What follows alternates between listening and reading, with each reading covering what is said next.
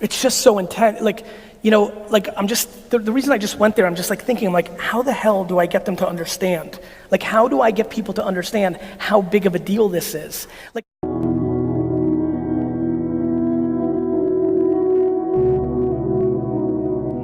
we've seen a lot of people try to do video online, and it's been scary and ugly and a train wreck. It's just not for them, and that's fine. So what I'm thinking a lot about is how to put you in a position to succeed in content creation, and then figure out how to be great at distributing it. When you get to the distributing part, my friends, you have to respect the context of the platform. I'm watching so many people that are in B2B try to win on Instagram, but they're acting like Instagram's LinkedIn. Doesn't matter if you're a lawyer or a financial advisor or you sell concrete.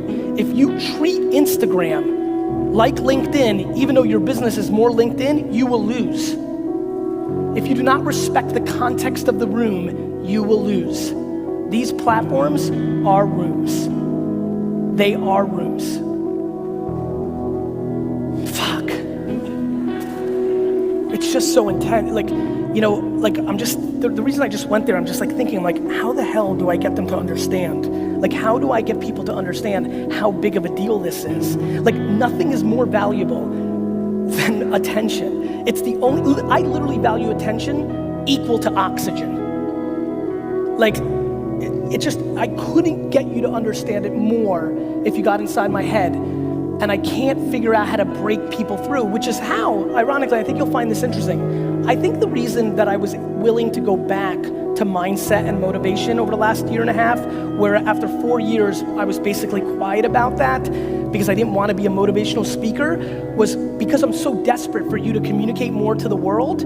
As I met more and more people, I was like, oh fuck, they're not doing it because they don't know how to make a picture or video written. It's because this is broken. They're insecure here. That's why they're not making, and that's the problem. I mean, there are people here that literally post on Instagram, and if they don't get enough likes, they delete it. They delete it because they think it's a scarlet letter that shows their audience doesn't give a fuck. They're playing the wrong game. It's short. Like, do you know how many people email me every day saying, Gary, how do I get to 10,000 followers? I'm at 4,000. Like, that means something. We just have to change the paradigm of this conversation. We have to. Let me talk about a couple other things. How many people here in B2B, how many people here are entrepreneurs? Raise your hands, just for a sense. How many people here are employees at a company? Raise your hands. So for many of the entrepreneurs here, another thing that I would highly recommend is looking very deeply at influencer marketing.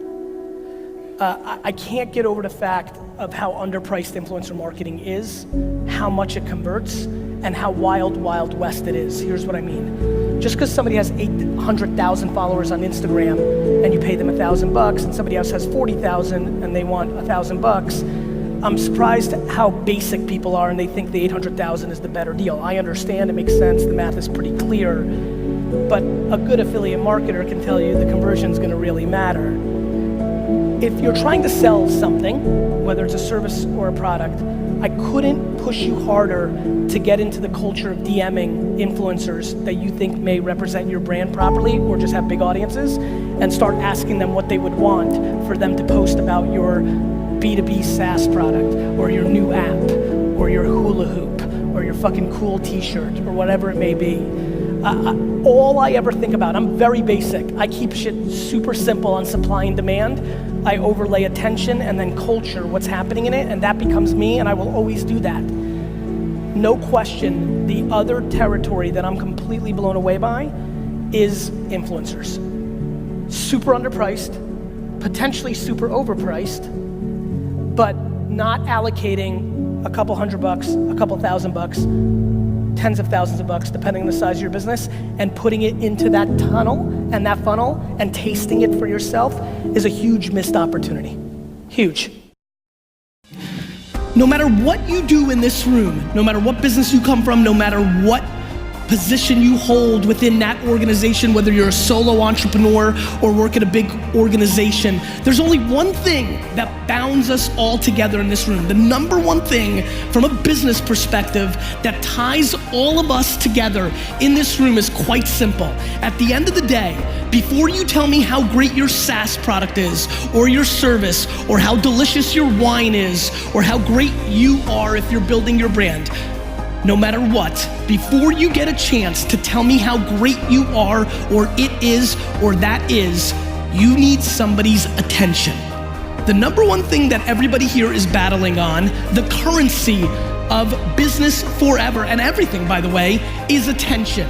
And the biggest thing that everybody in this room is being affected, and this is worldwide, whether I'm in Asia, South America, the US, obviously the apps are slightly different, the usage is different, but the one thing that is common, the one thing that I absolutely want to spend the majority of my time on is if you are sitting in this room and you do not understand the slide that I have up there that says I day trade attention and build businesses, you are very vulnerable in the speed of which the market is changing. If you do not understand that if you are religious or emotional of where you send your message, whether that is print or radio or television or conferences or direct mail or Facebook, Twitter, Snapchat or Tumblr, if you are emotional, if you draw lines in the sand, if you talk about how you used to do it or how your grandfather built the business or what is tried and true in a 2017 world, you are massively vulnerable.